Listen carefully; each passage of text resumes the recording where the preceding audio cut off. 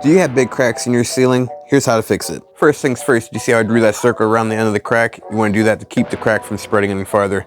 Then you're going to come back and you're going to cut a V into that drywall. And then you're going to pick out any kind of loose stuff, any loose tape, any kind of loose drywall. Anything you see that's loose, you're going to scrape that out. And you'll be putting up new tape, so it doesn't matter how deep you go necessarily. You can even tear out the whole piece of tape if you want to, like I did here, because it was loose and I didn't like it, so I cut it out. This ceiling, I just got done moving the popcorn ceiling, and it's cracked again, so I'm going to give it another shot. Sometimes that happens. Usually the mud that I use that goes underneath the tape is general purpose, it's green tub. This time when you're using 20-minute hot mud, I'm using hot mud because it does generally a little bit better job at keeping the crack from cracking. Plus it makes the job go just a little bit faster because you got shorter dry times. I've already put screws in the ceiling to tighten it all up, but generally on each ceiling joist of where the wood is above the drywall, you want to put a screw on each side of the crack. Like I said, I'll be using 20-minute mud.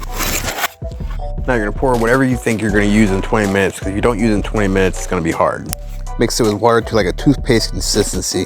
You want it to not be like dripping, but you want it to be like it will fall off of here. A lot of people give me shit for how I fill my cracks and fill screw holes. I like to push it and make sure I push it into the crack before it gets in there as deep as possible, not this just one swipe up, one swipe down bullshit. And the purpose of this step is to pre-fill the hole. You just fill it up the majority of the time for when you put tape on top of it, it's nice and smooth again. Now over here, you can put the tape back in there, but I didn't do it this time. I'm going to put the tape back on top. And now the first coat's dry, so I can scrape it and I can put another coat on. This coat is going to embed the tape into it. Cut the tape the length of your crack and apply it. You just squeeze from starting in the middle, squeeze it out one side to the other side, majority of it out, but you want some behind it. I didn't use this one piece of tape here because this crack isn't next to this other crack. It's off center a little bit. Each time you put coat on top of the tape, you want to use a slightly bigger drywall knife. I was missing my middle knife that day, so that's what it is. I'm going to use a bigger knife. And at this point, I've already put the tape on and I've already put a coat on it. This is another coat on top of that coat. So after getting off some of this excess, we're going to go back on to scraping it once it's dry, and then we're going to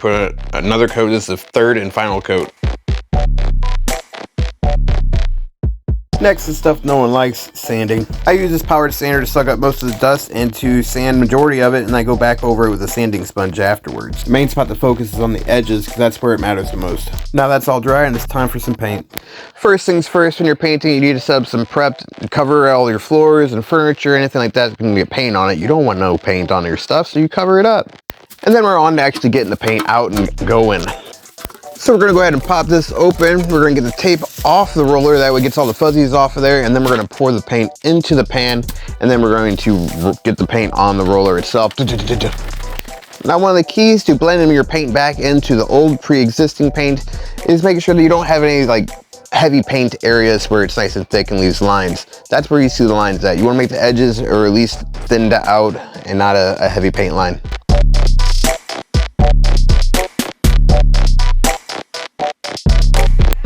And then this is what it looks like afterwards. You can't even tell anything happened.